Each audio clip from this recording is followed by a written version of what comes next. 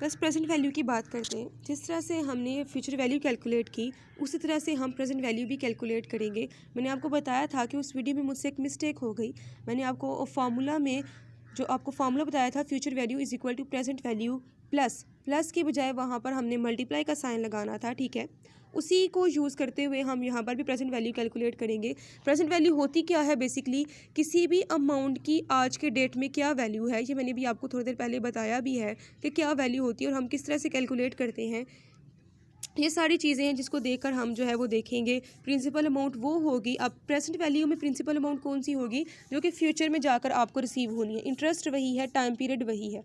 आपकी बुक में एक एग्जांपल गिवन है कि सपोज़ कि आप जो है चाहते हो कि आज से 5 साल बाद आपको $3000 रिसीव हो एट द रेट ऑफ 7%, तो आज मुझे कितने अमाउंट जो है वो किसी बैंक में जमा करवानी चाहिए। मतलब आपको फ्यूचर अमाउंट का तो पता है, लेकिन ये नहीं पता कि आज कितने पैसे होंगे तो फ्यूचर में मैं उतनी अमाउंट इकट्ठी कर सकता हूँ।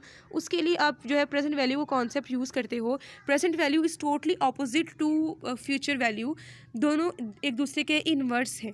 कंपाउंडिंग होती है प्रेजेंट वैल्यू फ्यूचर वैल्यू में।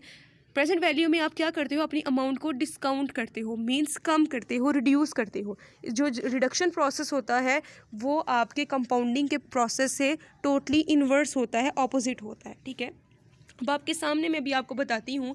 जो अभी हमने फार्मूला देखा था, हमने प्रेजेंट वैल्यू के फ्यूचर वैल्यू कैलकुलेट करने का जो फार्मूला लगाया था, वो हमारे पास फार्मूला था future value is equal to present value multiplied by जो हमारा फैक्टर होता है 1 + 0 r लगाएंगे यहाँ पर हम बेसिकली r, और रेस टू पावर हमारे पास n होता है। ये n नीचे लिख रही हूँ मैं, लेकिन आपको पता है कि आपने कहाँ पर मेंशन करना है। ये फॉर्मूला है, यहाँ पर मल्टीप्लाई आना है, तो आप क्या कर लेते हो? किसी भी अमाउंट की फ्यूचर वैल्यू कैलकुलेट कर लेते हो, ठीक है। जो पीछे एग्जांपल देखी थी, अगर हम उसी को ही कंटिन्यू करें कि हमारे पास एक फ्यूचर वैल्यू वाली अमाउंट थी जो कि मैंने कहा था आपकी कैलकुलेट करने के बाद आई थी 638 ही लिख लेते हैं हम, 0.14। आपकी ये फ्यूचर वैल्यू हमने कैलकुलेट कर ली थी, ठीक है। इस एग्जांपल में मैं आपको ये कहूँगी कि हमें प्रेजेंट वैल्यू का नहीं पता। मतलब उसमें तो हमें पता था ना कि 500 जो है वो 500 में आज डिपॉजिट करवाऊंगी, तब मुझे जो है 5 साल बाद इतनी अमाउंट रिसीव होगी। अब इस एग्जांपल में मैं आपको ये कहती हूँ कि मुझे ये नहीं पता कि आज कितने जमा करवानी है, लेकिन मुझे ये पता है कि 5 साल बाद मुझे अमाउंट कितनी रिसीव होगी।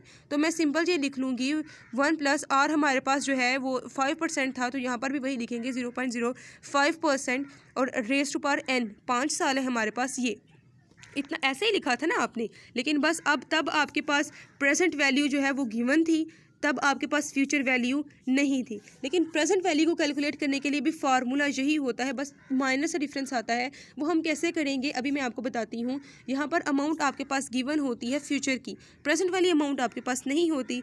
आपके सामने लिखती हूँ 638 जो है वो इसी साइड पर अगर हम इसको रखें, और प्रेजेंट वैल्यू को अगर हम जो है इक्वल साइन के उसी साइड पर रखें, तो ये जो चीज़ जो आपका फैक्टर है 1 + 0.05 रेस टू पावर 5 यहाँ पर मल्टीप्लाई हो रहा है। जब हम उसको इक्वल के दूसरी साइड पे लेकर आएंगे तो वहाँ पर जाकर क्या हो जाएगा? डिवाइड हो जाएगा। हम सेम एज इट इज़ लिख लेते हैं, 1.05 ऐड करने के बाद वो 1.05 हो जाएगा ना। Raise to power 5 is equal to amount कितनी थी आपकी? वो प्रेजेंट वैल्यू है, ठीक है। मींस आपका सिर्फ और सिर्फ उसी जो फार्मूला है उसी को ही हमने क्या कर लिया है? चेंज कर लिया है। Present value is equal to ये जो आपकी फ्यूचर वैल्यू है, और नीचे फैक्टर क्या है अब सेम ही है। मतलब हम प्रेजेंट वैल्यू का फार्मूला लिख सकते हैं। कैसे लिख सकते हैं हम? Present value is equal to जो आपके पास गिवन अमाउंट है फ्यूचर वैल्यू डिवाइडेड बाय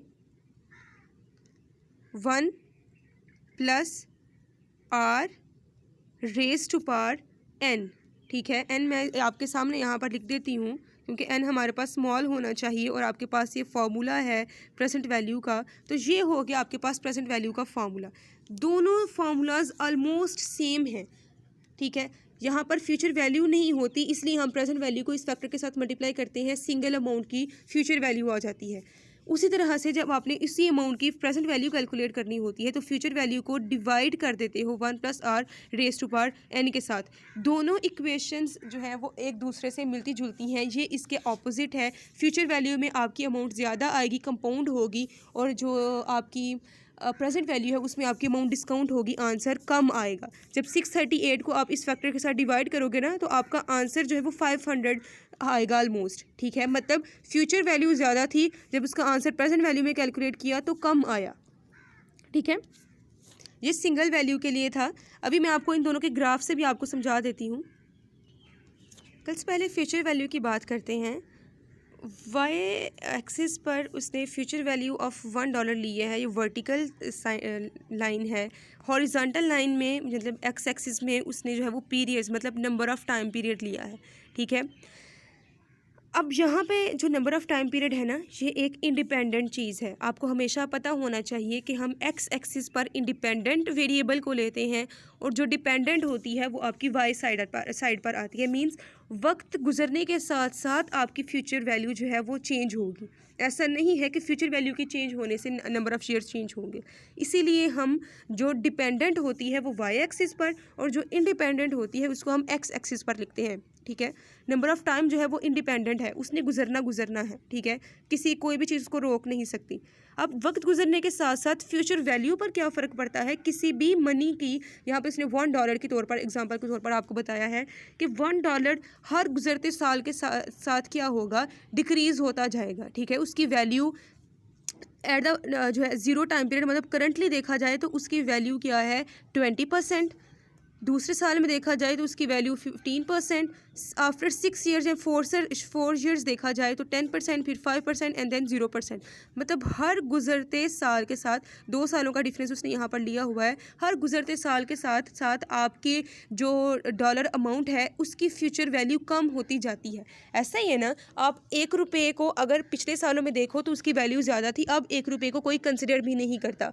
आज 100 की कुछ वैल्यू है, आज से कोई 2-3 साल बाद भी उसकी 100 की वो वैल्यू नहीं रहेगी, ठीक है। दूसरी बात की जाए, अगर हम दूसरी साइड देखें प्रेजेंट वैल्यू वाली साइड, तो प्रेजेंट वैल्यू में देख लें आप, नीचे उसने वही पीरियड्स और साइड पे प्रेजेंट वैल्यू ऑफ $1 की एग्जांपल को ही कैरी ऑन किया है कि वो कहता है कि एट द 0 पॉइंट मतलब प्रेजेंट में देखा जाए, करंट टाइम में देखा जाए तो उसकी $1 की वैल्यू 1 ही है। ऐसा ही है ना, आज $1 ₹1 का ही है, सॉरी $1 $1 ही है, ठीक है। उसका जो चेंज है कोई भी नहीं आया, 0% चेंज आया है। अब जब दूसरा साल आया तो उसकी वैल्यू जो है वो क्या हो गई, प्रेजेंट वैल्यू अगर आप देखें तो प्रेजेंट वैल्यू को अंडरस्टैंड करने के लिए हम डिस्काउंट रेट्स की बात करेंगे। 0%, 5%, ये सारे डिस्काउंट रेट्स गिवन है, ठीक है। डिस्काउंट रेट्स को देखते हुए हम देखेंगे कि किस तरह नंबर ऑफ़ ईयर्स गुजरने के साथ साथ या फिर इस साल में मतलब अगर हम देखें तो प्रेजेंट वैल्यू कितनी बनती है, ठीक है। अब यहाँ पर जो है वो कहता है कि पहला जो आपका डिस्काउंट रेट है 20% है, तो उस साल में अगर देखें तो आपकी फ्यूचर वैल्यू जो प्रेजेंट वैल्यू है $1 की वो 0.25 ऑलमोस्ट इक्वल आती है। अगर डिस्काउंट रेट 15% हो तो वो ज़्यादा होगी, डिस्काउंट रेट 10% हो तो वैल्यू ज़्यादा होगी। डिस्काउंट रेट जितना ज़्यादा डिस्काउंट रेट होता रहता है, the longer the period of time, जितना नंबर ऑफ़ ईयर्स ज़्यादा होंगे, the lower the present value, जितना n ज़्यादा होगा उतनी ही आपकी प्रेजेंट वैल्यू कम होगी। और दूसरा पॉइंट वो कहता है the higher the discount rate the lower the present value. देखें 0% अगर आपका डिस्काउंट रेट होगा तो आपके डॉलर की वैल्यू 1 ही रहेगी। आपका डिस्काउंट रेट कम होकर 5% होगा, आपके डॉलर की वैल्यू डिक्रीज़ हो जाएगी। फिर 10% डिस्काउंट रेट होगा तो आपके डॉलर की वैल्यू और डिक्रीज़ होगी। मतलब जैसे जैसे आपका डिस्काउंट रेट, जिसको हम आर कहते हैं इंटरेस्ट रेट, वो इंक्रीज़ होता जाता है, वैसे वैसे आपकी प्रेजेंट वैल्यू क्या है, डिक्रीज़ होती जाती है। मतलब हम ये कह सकते हैं कि नंबर ऑफ़ ईयर्स और डिस्काउंट रेट या फिर इंटरेस्ट रेट का प्रेजेंट वैल्यू के साथ इन्वर्स रिलेशनशिप है। फॉर्मूला में भी तो हमने देखा था ना, जो चीज़ डिवाइड हो रही होती है ना जिस चीज़ से, ये फार्मूला मेंशन कर रही हूँ मैं इसलिए क्योंकि डिवाइडेड जितना ज़्यादा होगा उतनी ही ये वाली वैल्यू क्या है, कम आएगी। ये वाला फैक्टर जितना छोटा होगा उतनी ही ये वाली वैल्यू क्या है, ज़्यादा होगी। मींस रेट ऑफ इंटरेस्ट और नंबर ऑफ़ ईयर्स का प्रेजेंट वैल्यू के साथ इन्वर्स रिलेशनशिप है। आपको पता है कि जो डिनोमिनेटर होता है वो जितना ज़्यादा होगा उतना आपका आंसर छोटा आता है, ठीक है। इसीलिए उसने यहाँ पर एक्सप्लेन किया, इस ग्राफ से ये बताने की कोशिश की है कि जैसे जैसे नंबर ऑफ़ ईयर्स इंक्रीज़ हो रहे हैं और आपका रेट ऑफ इंटरेस्ट इंक्रीज़ हो रहा है, आपकी फ्यूचर जो प्रेजेंट वैल्यू है वो डिक्रीज़ करती जा रही है, ठीक है। अगर हम दूसरी साइड पर ये फ्यूचर वैल्यू वाले की बात करें, यहाँ पर इसका फार्मूला मेंशन किया है मैंने, आर और एन इससे मल्टीप्लाई हो रहे हैं। मतलब जैसे जैसे रेट ऑफ इंटरेस्ट इंक्रीज़ होता है और नंबर ऑफ़ जो ईयर्स है वो इंक्रीज़ होते हैं, आपकी फ्यूचर वैल्यू इंक्रीज़ होती जाती है। इसीलिए फ्यूचर वैल्यू के प्रोसेस को हम कंपाउंडिंग और प्रेजेंट वैल्यू को डिस्काउंटिंग कहते हैं, क्योंकि फ्यूचर वैल्यू का कंपाउंड रेट ऑफ इंटरेस्ट और नंबर ऑफ़ ईयर्स के साथ पॉजिटिव रिलेशनशिप है, ठीक है, और प्रेजेंट वैल्यू का इन दोनों के साथ नेगेटिव रिलेशनशिप है।